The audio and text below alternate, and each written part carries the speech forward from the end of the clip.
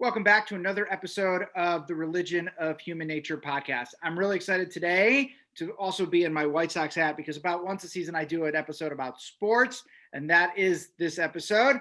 I am joined by MLB writer and editor Alyson Footer. Alyson, great to see you again. How are you? I'm great, Jeremy. Thanks for having me on. Thanks for being here. And Jeremy Wolf, the co-founder of More Than Baseball. Jeremy, how are you doing? Good. Thank you for having me. All right. And two Jeremys on the same show. So Alyson, you're a little outnumbered here. So Jeremy, let's start with you. Just tell us a little bit about your organization, More Than Baseball. Sure. I played 2 years of minor league baseball with the New York Mets. I was drafted in the 31st round out of Trinity University, which is a Division III school. And when I was playing minor league baseball, it was really hard. And yes, we don't get paid much. And yes, it's professional baseball. You know, the bus rides are long and the food isn't great, but the environment itself is not built for the success of the athletes. The environment itself is not built for these guys to recover and prepare, and it's just unfortunately difficult. So while I was playing, I did whatever I could to help get our guys discounts on equipment. We had to pay for our own housing, food, and equipment. I did whatever I could to get peanut butter and beef jerky sent to the clubhouse because there were no pregame and postgame snacks and food a lot of the times. And I knew that there was the possibility of kind of creating an environment that supported minor leaguers even while I was playing. 2 years into my career, I was playing for the Cyclones in Brooklyn. I herniated the disc in my back. I had surgery, and I got released before I could walk yet. I got released with no support for me as an athlete or as a person. And so 2 years on, More Than Baseball is just this idea of how can we give back to minor league baseball players who are working their way up towards the big leagues, but how can we show that minor league baseball players have value? How can we show that they're important, they're professional athletes? How can we bring brands and people on board? And then how can we bring them out into the community and do community events and whatever? So More Than Baseball is this environment that has become a tool for player development by allowing guys access to all of these different resources that are going to help them play better on the field and then support them when they're done playing. And so we've had a lot of success because this is just how we talk about baseball. We love it. We want it to be an amazing place. And so this is just a place where myself and my partner, Slade Heathcott and Simon Rosenbaum-Larson, one's a former big leaguer. Slade Heathcott was a former first-round pick, and Simon is a current player with the Rays. And so we do what we can to help minor leaguers, and then we do what we can to help support them when they're done. Awesome. Sounds like a great venture. And I probably should have said this at the beginning of the episode, but this episode is about minor league baseball. So usually I preface the topic. You did that for me. I appreciate that. And so Alyson, as a writer and editor for Major League Baseball, you have an intimate relationship with major leaguers and teams and all sorts of stuff. So you've seen so many players come through the system and up and down. What is the hardest thing for a minor leaguer to adjust to when they're coming up to the major league? Maybe something they were unaware of, or the lifestyle that's so different. Where's that gap? I think probably the hardest thing to adjust to is just how hard the game is, and the higher the levels you go, the more you realize how tough it is to play professional baseball at any level and to stick there. I would like to say that my very first job was with the AA Cleveland Indians in Canton, Ohio in 1996. And that was a very eye-opening experience because the Indians had a great farm system at the time. And while the percentages of the amount of players that play pro ball that get to the big leagues is very small, there were actually 11 guys on that team that eventually made the big leagues in some capacity. It was just this crazy kind of perfect storm. And so, just the uncertainty from day to day on where you're going to be. I mean, some guys get called up, some guys get released. And it's just kind of a very sort of insecure feeling that you're going to have like throughout. And it was fun because after I started working in the major leagues and I'd see some of those players, we run into each other, and there's always like a kinship because the people that work for the teams, the people that play for these minor league teams, everybody's sort of in the same boat. Like you're having a hard time making ends meet, and you're there for one purpose. You love the game. You're trying to move up. And so it was a cool experience, but I did gain an appreciation for what these guys are doing, because it's not easy. And you are kind of putting a little bit of your life on hold, chasing this dream. And it's hard to get there. Yeah, there seems to be a genuinely that people are unaware of minor league life, unless they're maybe in that city, because there are dollar bill signs at the end, fame. I actually just watched the new Kevin Hart special on Netflix last night, and he was talking about how like fame used to be so great and now it's so horrible. Like you can't even eat a cheeseburger in your car, right? And that wasn't like a kosher thing. He was talking about like eating in his car, right? And that's true. Like when I take my daughters to a St. Paul Saints game, they just think it's the same thing as going to a Twins game. They don't know. I know because it's a little cheaper, but it's otherwise there's no real difference in their perception. Baseball, they're the stars. However, so what's sort of the biggest misconception, and I'll throw this out to both of you, about minor league baseball? I'll take it. Yeah. The biggest misconception is that it's easy. From fans and from people, they go, I just didn't know it was this difficult. And I think it's just because maybe there's not a lot of eyeballs on minor league baseball from a media perspective. Minor league baseball is always in a small town. For the most part, there's Charlottes and the Nashvilles. But I think when news comes out about minor league baseball, it's always negative. It's always, this person is suing Major League Baseball for this. It's always, look at this kid, he's sleeping on an air mattress, and he's a professional baseball player. There's unfortunately no positivity, but a lot of positivity comes out of it. And I'm happy to be like on the ground floor working on this day after day and kind of seeing the progression over the last 3 or 4 years. And fans have been really receptive to the things that we're doing because they just didn't know. And I think it takes doing interviews like this. I think it takes the social media that we do at More Than Baseball. It takes Garrett Brushhouse and minor league advocates and what they do. And it takes a whole host of people to kind of show the realities of minor league baseball and kind of show in that vein, like why it's so difficult. And the mental, like we focus a lot on the mental health effects of how difficult it is. And so More Than Baseball as an organization doesn't argue that we need to pay them more, right? That's always like this elephant in the room, pay them more and things are going to get better. What can we do today to make it easier for a minor league baseball player or any baseball player to make it to the major leagues? I can't change their wage, but I can help a kid get a mattress and a bat and have them get access to affordable food. And so by people listening to this conversation, people are going to go like, I had no idea. And like, that's why change is happening for minor leaguers, is because more of the public is able to see what goes on. Yeah, and I agree. I mean, it's so hard. It's such a hard game. I always tell people like major leaguers are almost doing fans a disservice by making this look so easy. Like when there's like when you're watching a game on TV and you're seeing a pitcher throw a pitch and it looks like it's kind of hittable. It's coming at you at 100 miles an hour. You have a split second to recognize the pitch and decide what it is and if you're going to swing. And so, yeah, these guys are so talented that they make the game look easy, and then we kind of take them for granted. But yeah, from a minor league perspective, I mean, the misconceptions is that that the percentages are higher, that they're going to make the big leagues, and that I would talk to, I think it was Ty Wigginton. I don't know if you remember Ty Wigginton, but he was, sure. Yeah. So he played for the Astros for a brief spell about a decade ago. And I asked him, like, where did you live? Like when you're in the minor leagues? He said, we got a studio, 4 guys got a studio apartment. And because you're only there half the time. So the minor league season is at most 5 months, and you're gone for 2.5 of them. And so they just kind of all got a studio apartment and threw in some money, and they kind of live that way. So it makes you mentally tough, for sure, and physically tough, because if you're lucky enough to get to AAA, and now you're able to fly to travel, you're still having to catch a 6 a.m. flight. And then you get to the next city and your rooms aren't ready because it's only like 10 and you got a game that night.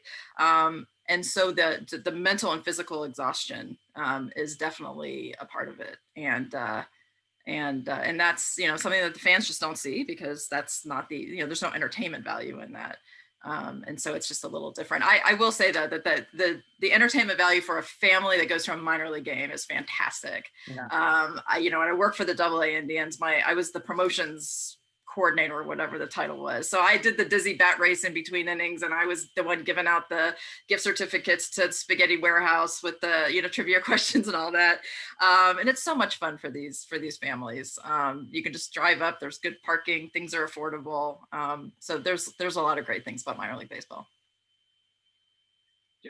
So let's say as fans, we want to help or get involved.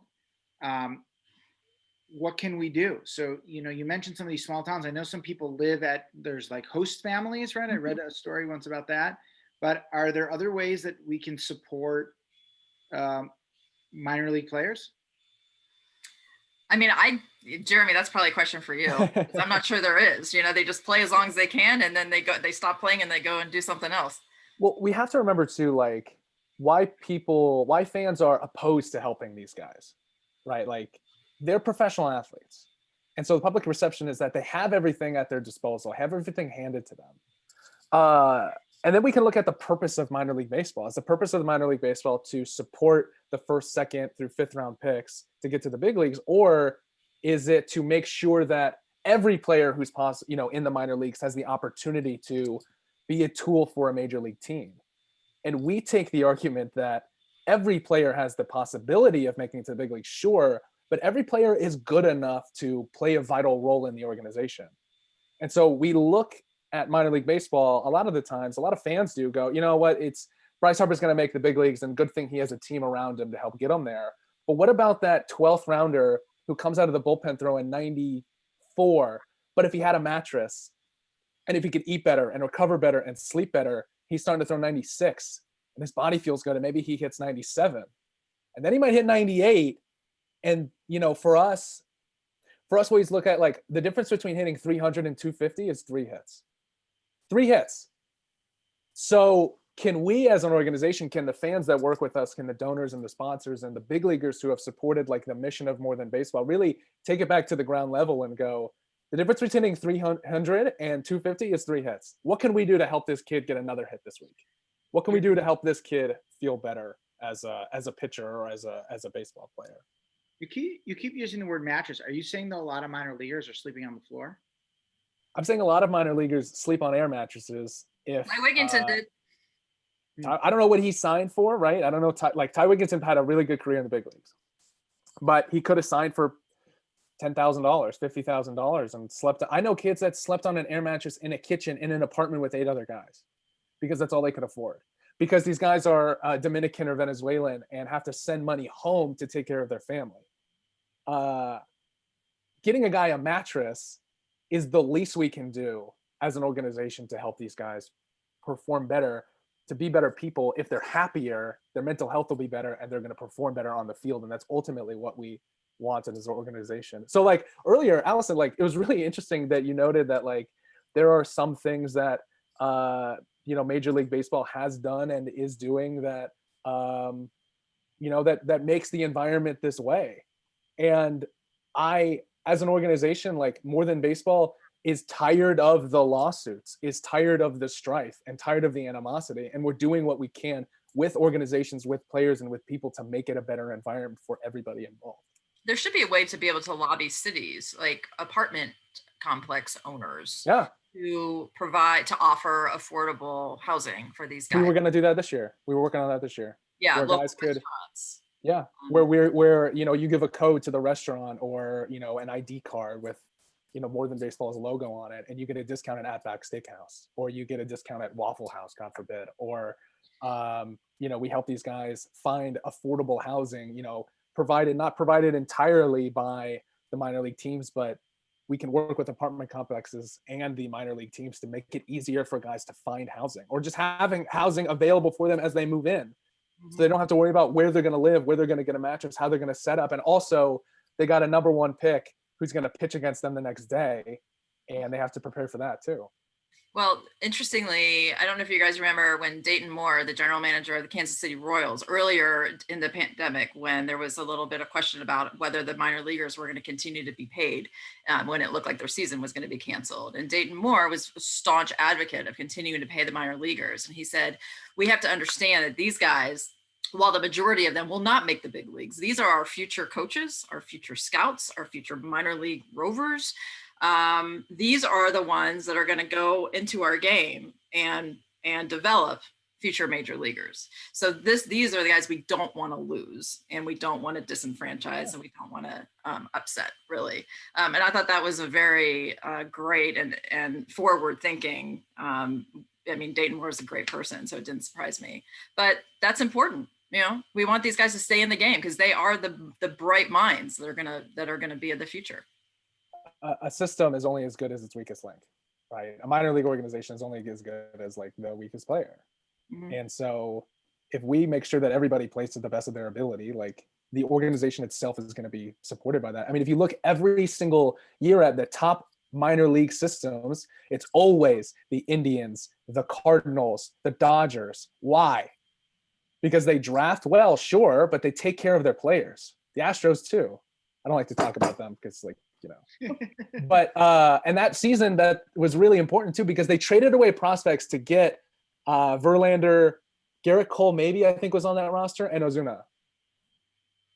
They traded away prospects. And so if they had another prospect to give away, what value does that have for an organization? You can create or extend a championship window just by having another prospect. And so can we take these 10th through 40th rounders, have them play a little bit better, and then have them be a tool for the major league team? It's that simple. It really is that simple. I agree. So that leads in really nicely into the next question, which is, what can sort of Major League Baseball or other entities around Major League Baseball do to take those steps to make minor league baseball better and less of a risk? I think and I try to explain risk and that, a lot of players aren't going to college, or they're shortening their college career and giving up that scholarship, or like we spoke a little bit earlier, the certainty they have, many of them have, of going to the major leagues, but the numbers don't say that, so reflect that. And we're sort of seeing it a little bit more in the NBA, where now it's the G League, but when it was the D League, it sort of was nothing and no one made a career. You would rather go overseas, but now players are choosing to, because they've made more of an investment in the product. The G League is sort of just as good as overseas. There's no risk of staying in the States to get to the next level. Are there other things that would having more teams or less teams? Is there in the minor leagues? Is it having those? I know there's a lot of talk of moving teams closer. I know here in Minnesota, there's talk about the St. Paul Saints now hosting the AAA team, and they just lost the Red Wings, so it looks like that deal seems to be on the verge of happening. Otherwise, the Twins are in bad, not in great shape because of that. They lost their AAA spot. So are there things that Major League Baseball or other entities could sort of help with? Well, yeah, and kind of what's been going on with the reduction in the amount of minor league teams. I mean, there's a lot that makes a lot of sense, even though not everybody would agree, because there are teams that are going to be obviously have been eliminated. But like, for example, in Houston, the Astros just bought the Sugarland Skeeters. So they were the independent league team, and they're now going to be the Astros AAA affiliate. And the Sugarland Skeeters have a beautiful facility with great amenities for the players. So I have been in that clubhouse, and it's just a high grade, nice area. It's got a great workout facility, good, like nutritious meals being served, like all that. I mean, there are a lot of benefits to making the travel make sense. For a team in the Eastern time zone to be playing in the Pacific Coast League is ridiculous, right? So that is going to help from the physical wear and tear of a player, I believe. I mean, a more cynical person might not agree with me, but I do think that there are things that are happening, and it's not surprising because I do remember Major League Baseball said that, you know, one of the things that they're concerned about is the condition of some of these ballparks and these facilities that are perhaps making players want to play college ball, you know, maybe not go into the pros right away, and so a lot of that I think could be helpful down the road. I think there's two ways to look at it too. There's the business side of it. Having more baseball, more professional baseball means more minor leaguers, sure, more athletes, but more towns and communities have professional baseball in their city. That's really important for jobs and for entertainment districts and for the well-being of the communities that are there. You know, I played in Kingsport my first year, and when I was there, you know, there were some nights we had 500, 1,000 people. There were some nights where we didn't. There were some nights where we had, you know, 20 to 30 people. And that's very lonely when you swing and miss at a pitch and everybody, you know, you can hear people boo you. That's always a lot of fun. But the environment and having minor league baseball in a town is really important. So minor league baseball was going to cut 40 teams anyway. You know, COVID happened, and so they kind of had an excuse to cut these teams and cut these players, and now there are 4,000 players instead of 6,000. Now they shrunk the draft from 40 rounds to 20 rounds.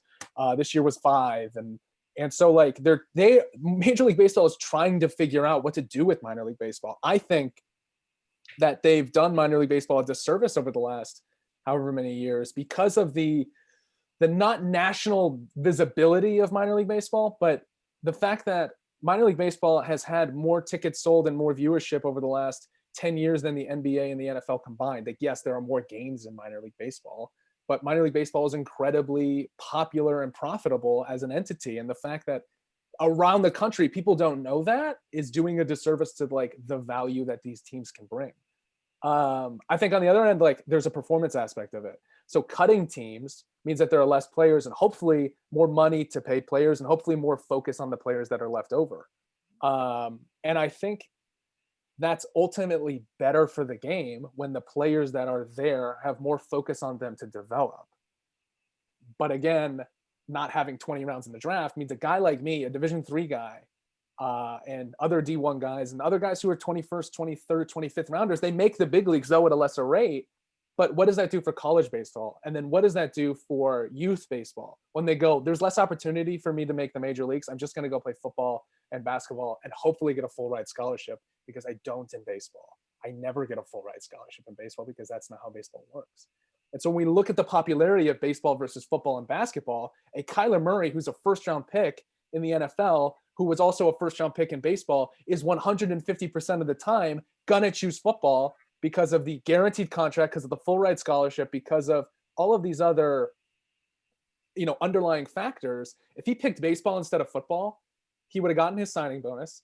He would have sat on a bus for 3 years. He would have maybe made it to the major leagues in his 4th year. He would have had to be in the big leagues for 3 years to make arbitration. He would have to get his arbitration contract, and then he would have to play another however many years to get a full contract.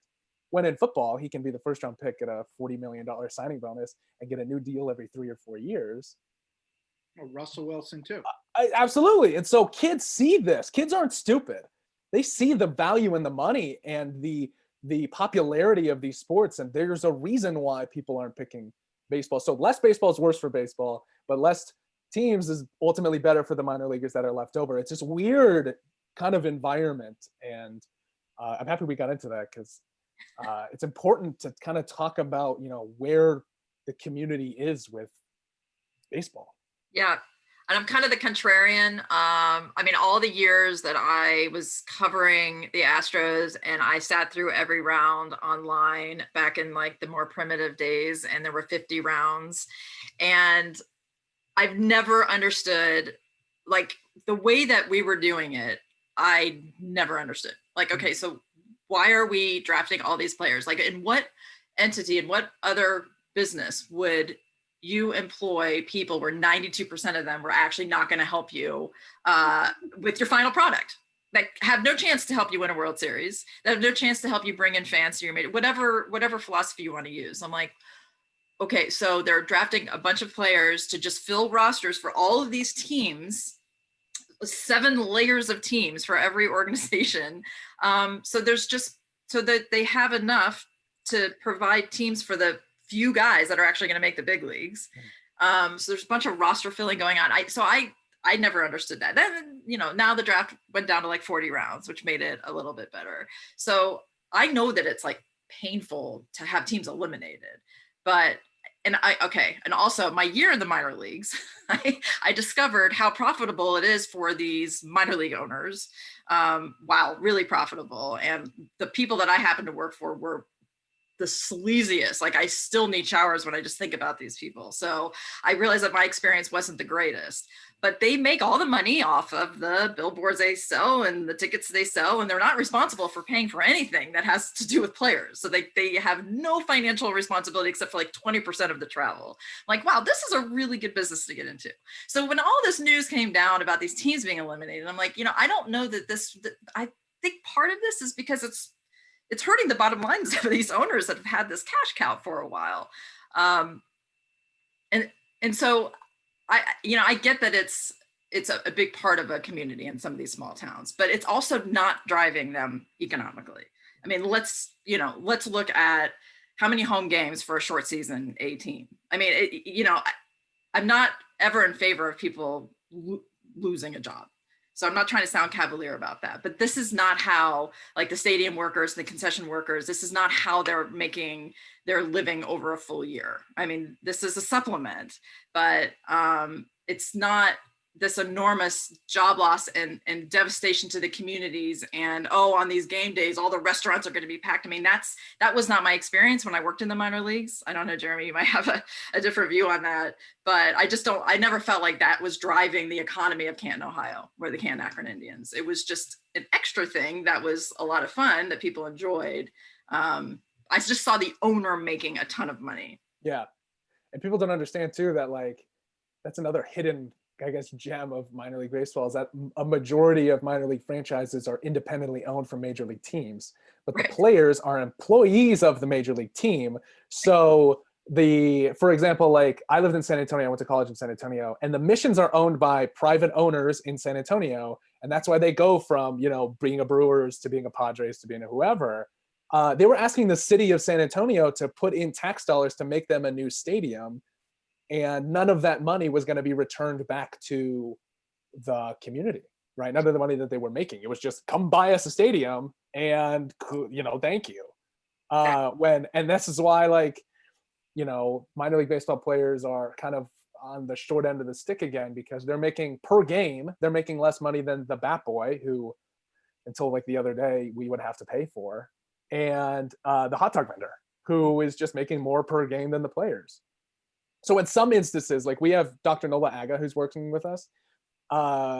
She's a researcher out of University of San Francisco. And in some instances, there are communities that do have value in their minor league team. Now, not all of them. Kingsport, like, wasn't the team there is not a driving factor of the economy or whatever is in Kingsport, Tennessee. But some towns, good minor league towns, like there are Columbia, for example, is a good minor league town. Charleston, when people sell out games, it does help the community in some sort of way. So yes and no. And I understand, like, the thought there too. And it's just kind of, it's funny, like, when you dive deep into the weeds of minor league baseball, and you're like, okay, so Warren Buffett owns a team, and obviously he owns a team because it's incredibly profitable. But is he using that sort of relationship with the city of Omaha to kind of give back to the community of Omaha, or is it just something that's purely profit? And for the most part, he's not paying employees. He's not paying the entertainment. He is taking in the people, the attendance and the parking and the merchandise, and the players are making $45 to $75 per game. And so I don't know, it's a lot. Yeah, It's funny because I don't think that people generally understand. Like if the general manager of the AAA Round Rock, for example, the general manager. I mean, he's the business guy. He's running the business part of this team. He's not. They have no. Not only do they not have any authority of the players, they're not allowed to have any authority. They have no say over anybody, the trainers, the coaches, the managers, the players, nothing, if they're paid by the parent club. Now, years ago when I was working for the Astros and they lost the Round Rock franchise back to the Rangers. They'd go back and forth with the Round Rock franchise. And the fans, I mean, I got hundreds of questions about the fans thought that we were losing the players too. So they thought like by the Rangers regaining the Round Rock franchise, that all of the Astros AAA players were now going to be the Rangers AAA players. So there's a lot of confusion out there. I'm like, no, they have nothing to do with the players. They're housing the players. That's all they do, is they give them a place to play. They're such two separate entities. They're so separate. But this begs the question, the ultimate question. Why do I exist, right? Why does More Than Baseball exist? We exist to help players, but we also exist to be a resource to minor league teams to help their players, right? If we're working with a minor league franchise and their success is based on the success of the team, but they can't do anything in the professional or the player development side of things, but what can they do to make it easier to play in this community? What can they do to make it easier for this minor leaguer to be in Mobile, Alabama? And so if this player performs better and this team does better, you're going to win more games. When you win more games, people go to the games. And when people go to more games, you make more money. And so it's really easy for us as an organization to go into a minor league franchise, kind of work with them to make it a better environment for their minor leaguers, to ensure that they'll win a couple more games and maybe make the playoffs. If you make the playoffs, you're making a buttload of money that wasn't in the initial budget, because you can't budget for the fact that you're going to make the playoffs because you don't know what players you're going to have on your team that year. Exactly. And the same goes for major league teams. What can we do as an entity to make it easier for the player development staff to take care of these players? That's why I exist. And I think it's really easy for me to convey that, because right now teams can always do more, short of paying them more money, which is, yes, if you pay them $25,000 to $30,000 a year, you're going to see a return that's worth your investment.